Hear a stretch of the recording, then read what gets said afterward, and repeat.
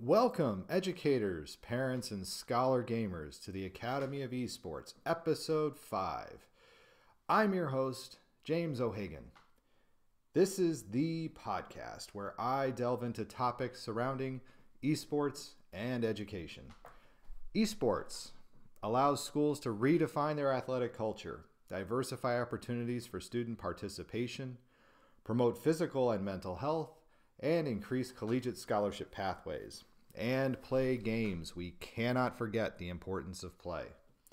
The mission of the Academy of Esports is to support these ideals, and it is the vision of the Academy of Esports for all students to experience the fun and joy of playing competitive video games. So let's get started. And in this week's episode, the focus is on esports and health. And for many people, this is kind of a quizzical subject because many people do not put video games and health, good health, together. Typically, they associate video games with poor health. Think in your mind what the typical video gamer may look like. And when we think about the typical video gamer, it may be somebody who is sitting in a very dark room, sitting in front of a computer for hours, eating fatty foods, snacks, chips, Cheetos, drinking things like Red Bull and Mountain Dew, and not really getting up and moving around at all. And what we've actually found is that in order to be a superior gamer, there needs to be certain things that the gamer does to take care of their body. Now, I want to preclude this episode with a short story. I myself am somebody who, as you look at me, as you're watching this, if you're watching this on YouTube, you can see me. I'm approximately 6'2" and about 250 pounds. I used to play high school football. I threw discus and shot put in high school. I pushed the world's largest bass drum at Purdue University for 3 years. It actually took 4 people to push the drum. And then I also played rugby. And so I'm not somebody you would necessarily think of as looking like a typical gamer. And as I've also said in the past, I'm a terrible gamer. I'm not very good at all. And currently my athletic endeavors are pretty much set on doing CrossFit. And if you're not aware of what CrossFit is, and you may kind of wonder, how does he do? CrossFit really is for everybody. Some of the people you see on TV who are doing CrossFit, either through competitions or games, are more of your superior athletes. But they're people from all walks of life who participate in the activities. And the things that I love about it is that it's a little bit of something every day. It's a little different every day. There's no routine to it. Everything gets mixed up. And I've had conversations with some of my CrossFit coaches at Harbor Park CrossFit, both in Kenosha and Racine, Wisconsin. I've had conversations with them and trying to sell them around the idea of esports and health. And I kind of get some sideways glances and some people saying, how do you put together video games and how do you put it with health and physical activity? And it's a really good question, and it's one that I am no expert in the field of physical or mental health. I do have a coaching minor from Purdue University, so there is some, I do have some expertise, at least in the field of physiology, but nearly as a minor to my college education. But I came across a series of articles that were written by a gentleman named Jake Middleton. And Jake is a performance coach and personal trainer. He currently resides in Kansas City, Missouri, which is where I grew up, part of my life. And he was featured on Acer's Esports website with a series of articles around physical training for esports. He also is the founder of a website and company called Esports Performance Lab. So if you go to esportsperformancelab.com, you can find his information. And on Acer's website, he wrote the series of articles around what an esports athlete needs to do in order to be a tip-top physical shape. So there's three things that he says that an esports athlete needs. He or she needs to have a good exercise regimen. They need to practice good nutritional methods. They need to be good with their nutrition. And they also need to practice recovery. And I want to start with recovery because for some people, recovery may be something that you don't think about with an athlete. If you go to a gym, you may see people who work out for hours and hours, either on a treadmill or they're lifting weights for several hours. They may go a couple times a day. And for some people who are training for certain things, they do need to do those things. But for some people, like myself, I go do my CrossFit class, and I'm only there for about an hour a day, maybe an hour and 15, hour 30 minutes a day at most, if I need to do some extra stretching or some extra work after. And one of the big things we have to build into our regiments is recovery. So when Jake wrote this article, he wrote an entire article just on the importance of recovery. Because, as it's found, that the overall stress of the games can lead to injury. So it is important for us to, as esports athletes, and as we're thinking about our students in schools who are playing games and playing video games and wanting to be considered scholar gamers, we need to consider how they also need to build in recovery into their training schedules. And a lot of these things will help our students also be better students as well as we build this into their regular way of life. So remember, we're going for those students who are not necessarily identifying with an activity they want to participate in school. So a lot of these kids are kids who have not had experiences with this either through athletics or any other activities. The biggest thing with recovery, and the biggest thing that Jake says we need to focus on when doing recovery, is sleep. Sleep, he says, is the most critical thing that we need to take care of when we're talking about our scholar gamers and their training regimens in school. Because remember, it's not just playing video games for 8 hours and then having a competition and everything's going to be fantastic. We're doing this in an organized and meaningful way, and sleep is an important part of that training regimen. So what sleep has done, by getting quality sleep, it's actually shown to improve learning through memory consolidation. So it literally cleans your brain. Your day ends and you go to sleep, and it actually will help to reset your brain for the next day. When I was focused more on the IT side of things, I used to tell people to always turn off their computers at the end of the day. Don't just put them to sleep, but actually shut them down and reboot them on a daily basis, much like how we would need to reboot ourselves after a good night's sleep. Because as computers are turned on and left on, they develop errors and problems throughout the workday, and a reboot helps to reset everything, and sleep works very much in the same way. Jake also says that sleep helps with improved mental and physical components. So our reaction time and our hand-eye coordination are improved because of quality sleep. And so as I was reading this article, I'm thinking of how at Harbor Park CrossFit, our coaches also have recently started to coach us around the importance of getting a good night's sleep as we are developing our bodies and working towards our goals.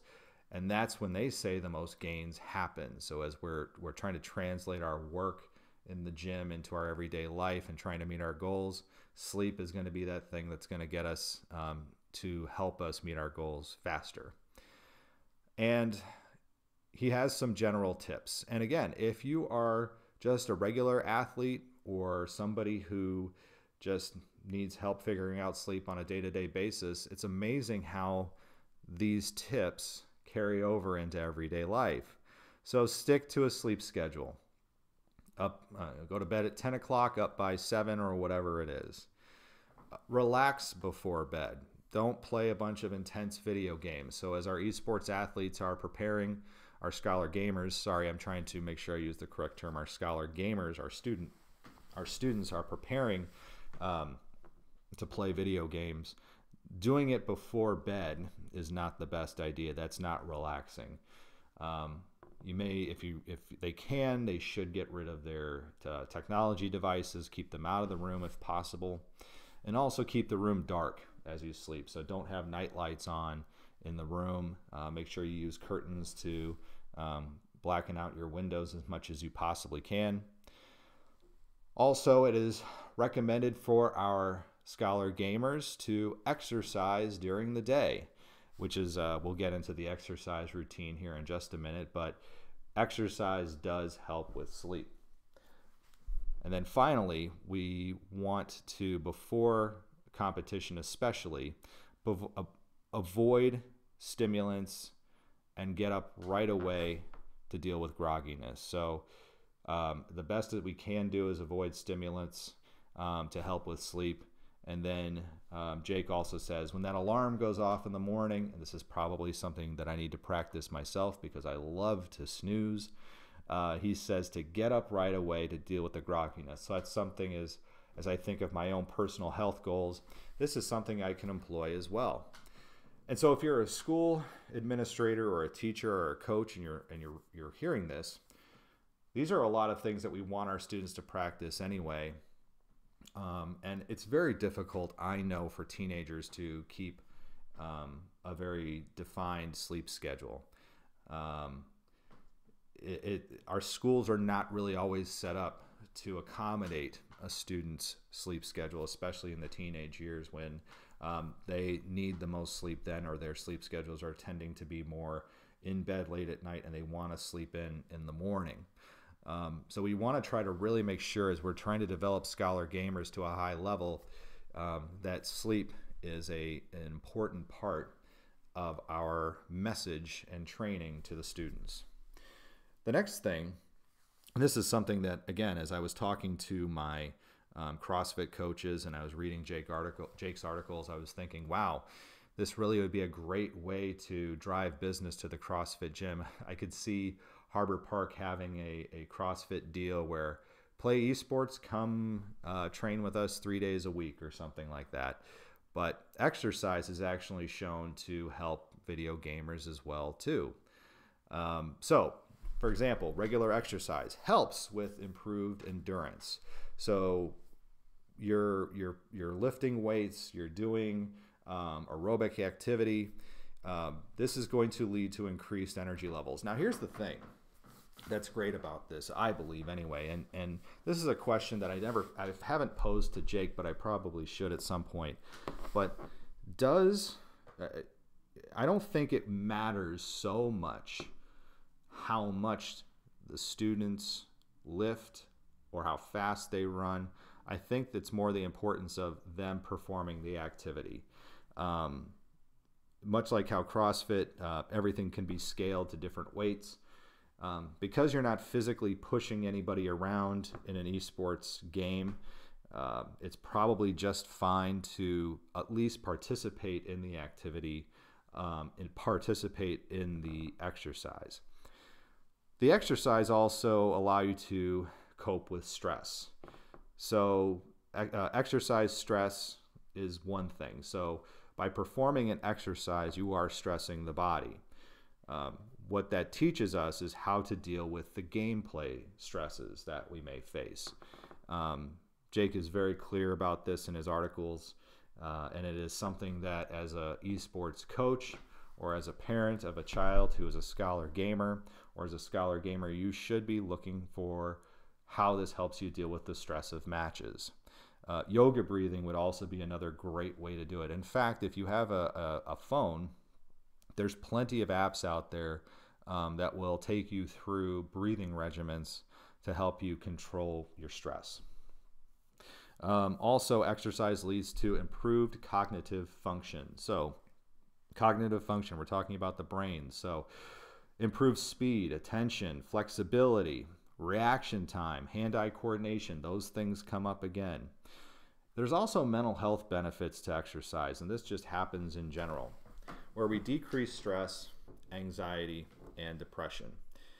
And I wonder, as we wanted to extend the conversation into other realms around education, our goals around physical education have changed throughout the years. In the 50s and 60s, physical education was seen as something that was part of a national security measure. John Kennedy was very concerned about the physical health of our students. In talking with my father, he went to a high school that actually required that the students, when they graduate, were able to complete the Marine Corps basic entry, be able to complete all the basic entry requirements for the Marine Corps. I look at our students today in our high schools, and I don't think that many of them could complete sit-ups, push-ups, pull-ups, or anything, get them even close to being able to perform these tasks. But I'm not asking for an esports, a scholar gamer to do those things, but it's important for us to consider that in 2016 there was a German sports study, and they looked at things and strategy games such as Counter-Strike and League of Legends, and these games are extremely complex. Because in addition to the motor skills required, the game requires a high degree of tactical understanding for an athlete to defeat his or her opponent. So the German study, the German Sports University study in 2016 said this: the amount of cortisol produced is about the same level as that of a race car driver. This is combined with a high pulse, sometimes as high as 160 to 180 beats per minute, which is equivalent to what happened during a very fast run, almost a marathon. Now, let me stop you there for a second, because I wear if you can see this on the YouTube feed, you'll see I'm wearing an Apple Watch. I keep track of what my heart rate is during my CrossFit workouts. And these are high-intensity workouts that last anywhere from around 10 minutes to as high as 30 minutes. And what I notice is that my beats per minute do tend to spike up about 150 to 180 beats per minute. And so it is vital for us to then say, okay, if we can train the body there, let's train the body. I'm basically training my body in many ways for an esports competition. And there go my cats. Isis, hey, knock it off. Sorry, folks. The cats were running through the living room.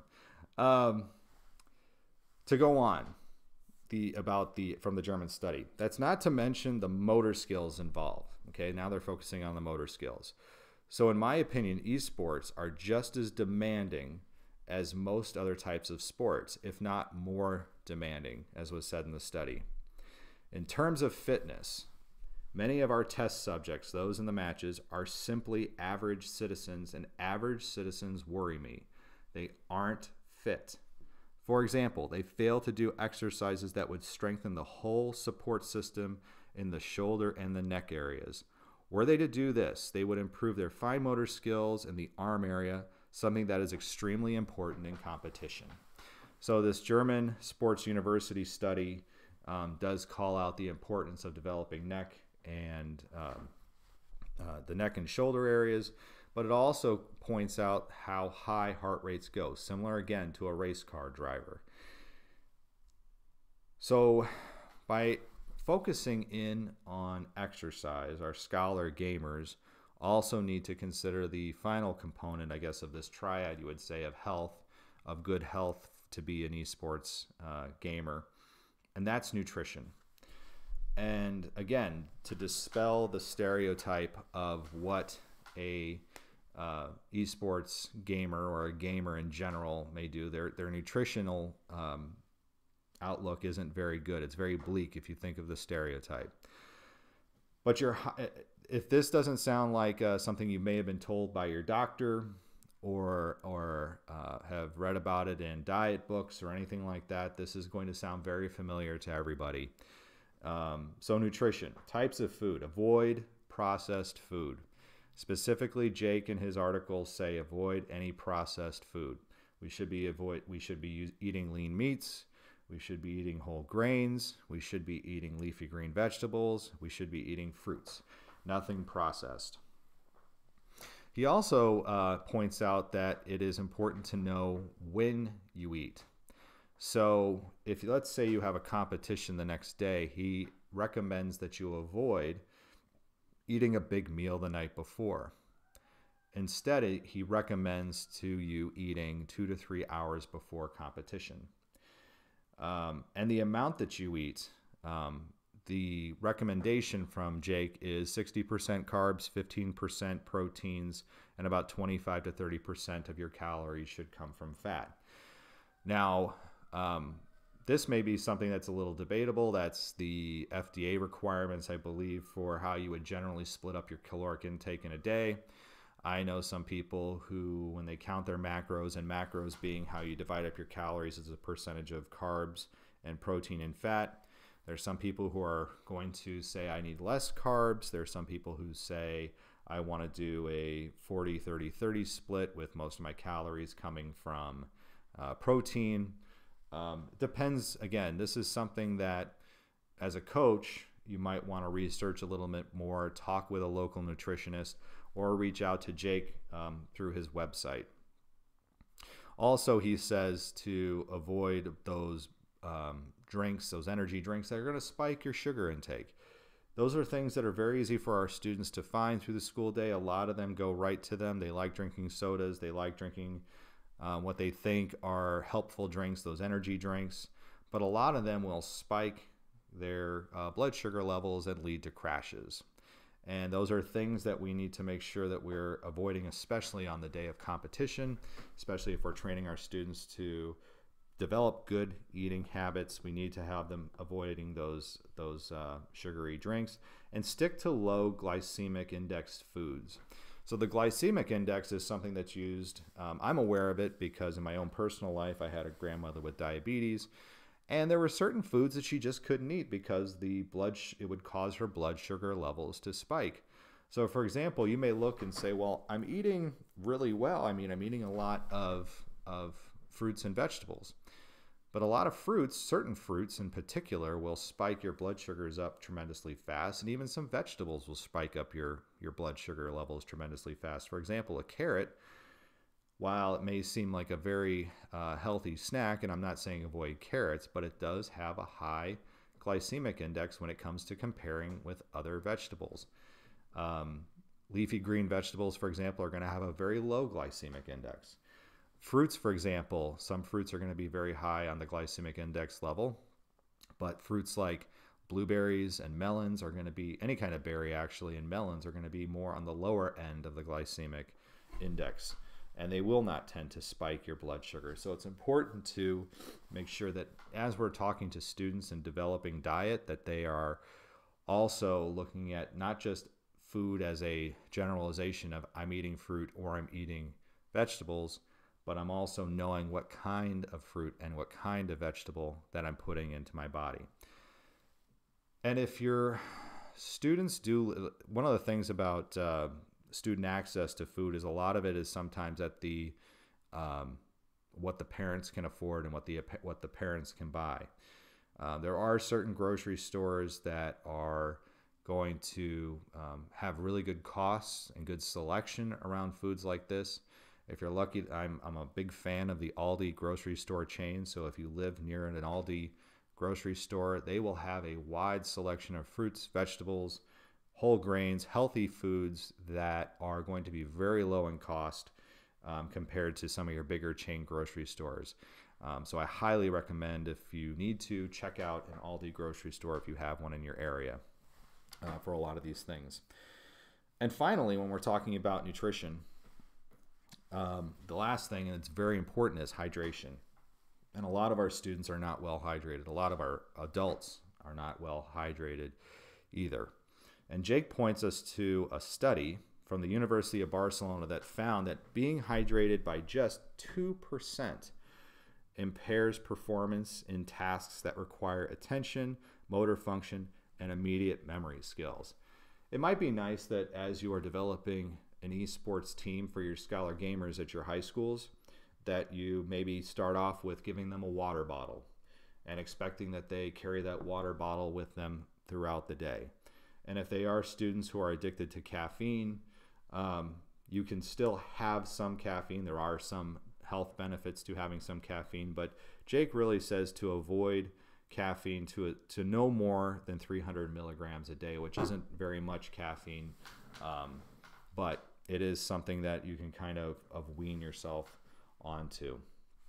So with that, again, to review very quickly, we've got the 3 things here. We've got nutrition, we have the importance of exercise, and we have the importance of recovery. And those are things that can carry over into everyday life. So as we talk about redefining our athletic culture, as we talk about giving our students opportunities that they would never have had before, okay? So getting that kind of good health opportunity, education that they never had before. As we talk about promoting mental and physical health through esports, these are things that are going to play into all of those ideals. And it is something that we need to make sure that we build into our quality esports programming for our scholar gamers. So that will do it for this week on the Academy of Esports, and I've been your host, James O'Hagan. You may follow me on Twitter at Jim O'Hagan, spelled JIMOHAGAN. And while you're at it, you can also follow TAO Esports on Twitter. So that's the Academy of Esports Twitter account, spelled at TAO Esports. It's a great way to get the latest blog posts, podcast episodes, and news coming out of the esports and education world. And remember, you can continue your engagement by going to www.taoesports.com. And through Flipboard or your favorite RSS app, follow the latest in esports news and research directly impacting education. The links are right there on the TAO Esports website. And of course, you can also connect through Facebook at www.facebook.com/TAO Esports. Thanks again for listening, and I look forward to our time again next week.